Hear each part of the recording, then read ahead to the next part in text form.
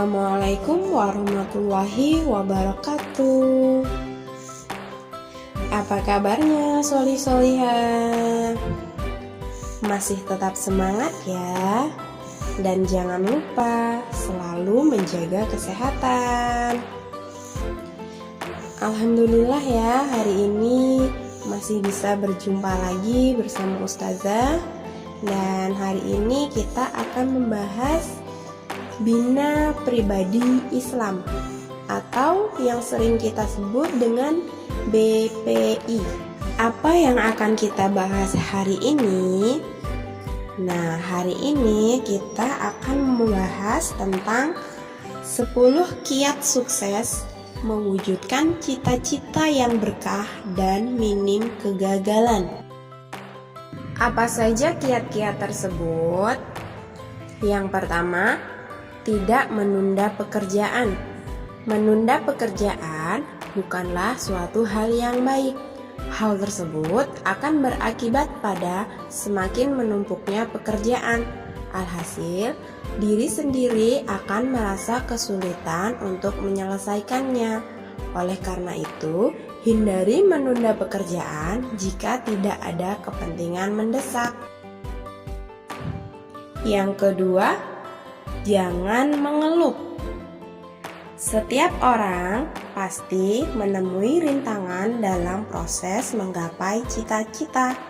Namun, agama kita mengajarkan kepada kita supaya tidak mengeluh dalam menjalani kehidupan.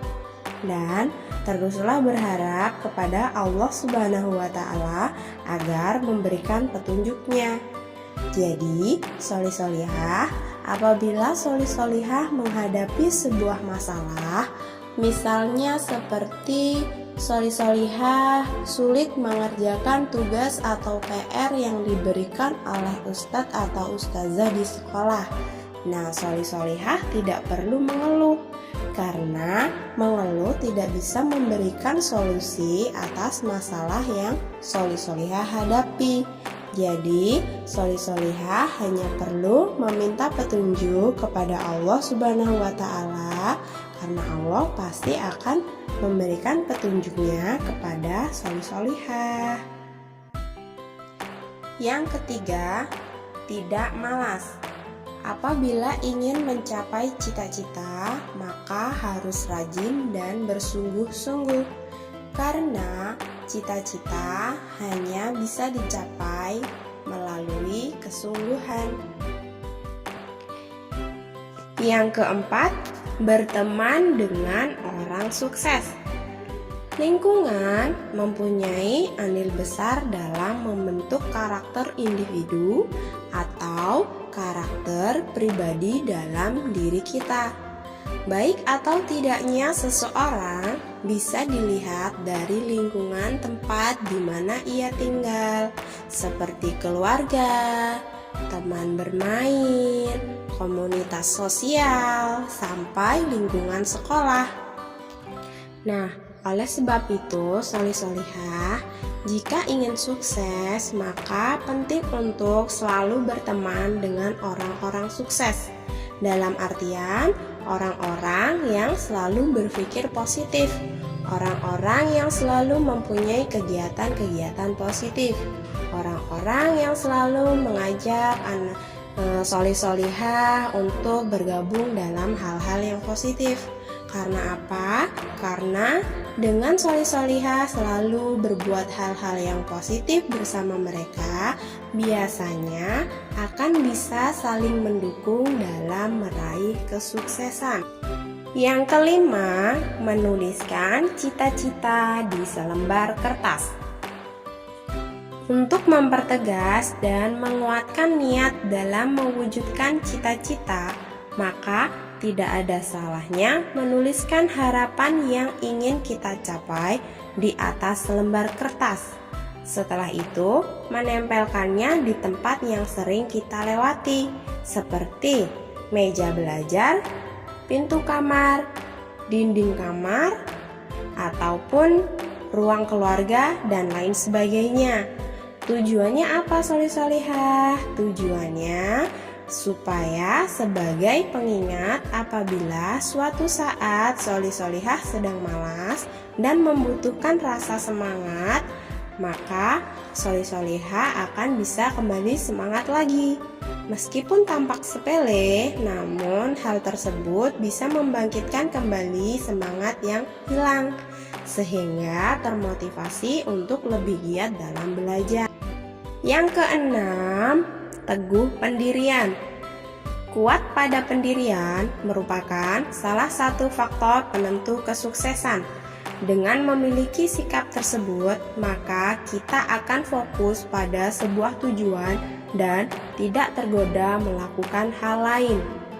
Nah, solih-solihah, teguh pendirian adalah karakter yang wajib kita miliki. Karena apa? Karena untuk berhasil diperlukan keteguhan hati, kemantapan hati, ketetapan hati, dan ketidakgoyahan hati sejak awal memulai sesuatu. Jadi, kita tidak akan terlena dan mudah berpaling kepada hal lain, meskipun jalan mewujudkan cita-cita tidaklah mudah. Yang ketujuh, berpikir positif. Memiliki pikiran positif sangat dibutuhkan dalam proses menggapai cita-cita. Hal ini akan membantu kita agar tidak merasa down atau merasa tidak semangat saat usaha yang kita lakukan ternyata tidak membuahkan hasil maksimal. Jadi, kita dapat bangkit lagi tanpa ada perasaan kecewa. Seperti hadis Abu Hurairah radhiyallahu anhu yang artinya Rasulullah bersabda, mukmin atau orang yang beriman yang kuat lebih baik dan lebih dicintai oleh Allah daripada orang mukmin yang lemah. Pada diri masing-masing memang terdapat kebaikan. Capailah dengan sungguh-sungguh apa yang berguna bagimu. Mohonlah pertolongan kepada Allah dan janganlah kamu menjadi orang yang lemah. Apabila kamu tertimpa suatu kemalangan, maka janganlah kamu mengatakan, seandainya tadi saya begini dan begitu, niscaya tidak akan menjadi begini begitu. Tetapi katakanlah, ini sudah takdir Allah, dan apa yang dikehendakinya pasti akan dilaksanakannya. Karena sesungguhnya ungkapan kata lau atau seandainya akan membukakan jalan bagi godaan setan. Yang kedelapan, percaya diri. Kita tidak perlu membandingkan apa yang telah kita raih dengan kepunyaan orang lain. Karena perlu diingat bahwa Allah Subhanahu wa Ta'ala menciptakan kita dengan kemampuan yang berbeda-beda, termasuk lamanya proses yang dibutuhkan dalam mencapai prestasi dan cita-cita. Nah, solih-solihah dalam hal ini sama seperti misalkan kita solih-solihah tidak perlu iri dengan apa yang sudah dicapai oleh orang lain. Kita hanya cukup percaya diri bahwa kita juga akan mampu meraih prestasi dan cita-cita dengan cara dan usaha yang kita lakukan. Yang kesembilan, meluruskan niat. Setiap orang beriman perlu mempunyai tujuan sendiri dan bukan hanya fokus pada pencapaian kebaikan di dunia saja, tapi juga di akhirat. Karenanya, apapun cita-cita yang solih-solihah inginkan haruslah dilandasi niat karena ibadah dan memberikan manfaat bagi orang banyak. Contohnya seperti ini solih-solihah. Misalkan solih-solihah mempunyai cita-cita, saya ingin menjadi dokter, saya ingin menjadi polisi. Tapi tujuannya, wah, saya menjadi dokter karena ingin mempunyai upah kerja yang banyak, mempunyai gaji yang besar. Saya ingin menjadi polisi karena polisi itu keren, memakai seragam. polisi itu keren kemana-mana membawa pistol. Nah, jangan seperti itu ya. Jadi, diluruskan lagi niatnya. Apabila ingin menjadi dokter, diniatkan untuk membantu orang lain. Dengan menjadi dokter, kita bisa membantu menyembuhkan orang yang sedang sakit, membantu meringankan rasa sakit yang diderita orang lain. Dan jika menjadi polisi, kita bisa membantu masyarakat dalam hal gotong royong ataupun menjaga keamanan lingkungan masyarakat. Jadi seperti itu ya soli-solihah. Luruskan lagi niat kita untuk menggapai cita-cita. Yang terakhir, nomor 10, doa dan berserah diri. Bagi orang yang beriman, doa adalah senjata ampuh dalam mewujudkan cita-cita setelah bekerja keras dalam usaha menggapainya.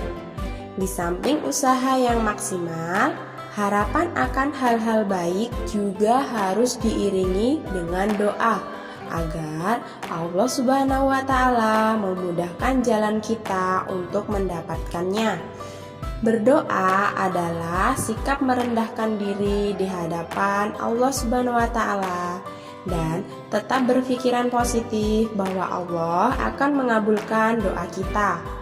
Doa yang sungguh-sungguh juga harus dibarengi dengan berpasrah diri, percaya, dan menyerahkan segala urusan kepada Allah. Manusia harus siap dalam menerima takdir yang ditetapkan olehnya dan selalu percaya bahwa apapun ketentuan Allah terhadap kita merupakan yang terbaik. Jadi, kita harus menerimanya dengan ketulusan hati. Nah, soli-solihah, demikianlah tadi 10 kiat menggapai cita-cita yang berkah dan minim kegagalan. Semoga dapat bermanfaat ya untuk soli-solihah. Semoga juga kita dapat menerapkannya. Nah, cukup sekian yang dapat Ustazah sampaikan. Tetap semangat soli-solihah. Ustazah akhiri. Wassalamualaikum warahmatullahi wabarakatuh.